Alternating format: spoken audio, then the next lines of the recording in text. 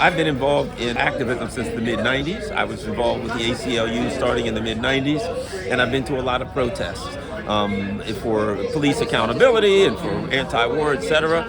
But all of the protests that I've been to have had a political ideology, and generally it was left-leaning, a political philosophy. This is something different. This is not about a political philosophy or ideology. It is about specific issues. I'm glad to see the issue of Julian Assange and the constitutional issues being brought up.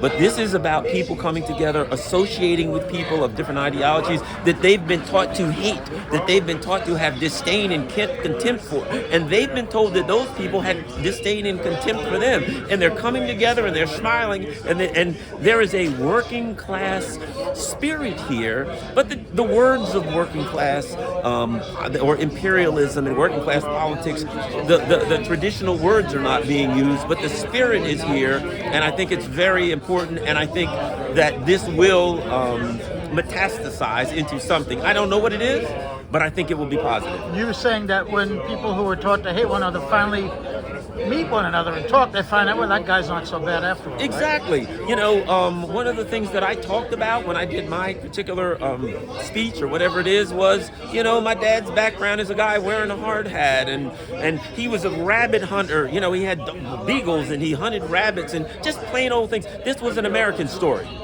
This was an American working class story. And I think I saw people out there that I knew that were libertarians or conservatives shaking their heads when I said, yeah, my dad used to work on cars, shaking their heads saying, hey, that guy says he's a far lefty, but his story isn't very different from mine. Right. And I think this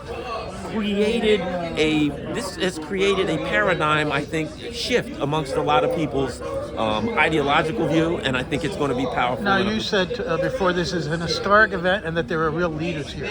In the background right now, we could see Ron Paul, former congressman, and Tulsi Gabbard, former congresswoman. Yes. Talk to me about the stature of the leaders here. They have a lot of followers. Yes, and what happens now is these leaders also get to see a different side of the ideological battle, as it were. And now they're going to go back, and they can't help but talk differently. I'm sure the energy is so high here, the positive energy is so high, that a Ron Paul, a Tulsi Gabbard, a Dennis Kucinich, when they go back and talk about this event, they cannot help but spread the word that this is a good event and that there were people coming together with different ideologies around very important priorities. And I would suspect, whether they know it or not, it's going to influence their activism and their politics in the future. Right. So let's hope, Garland, that there's another rally and more people are brought into it. So thank you very much for your time. Thank you. All the best. Garland Nixon.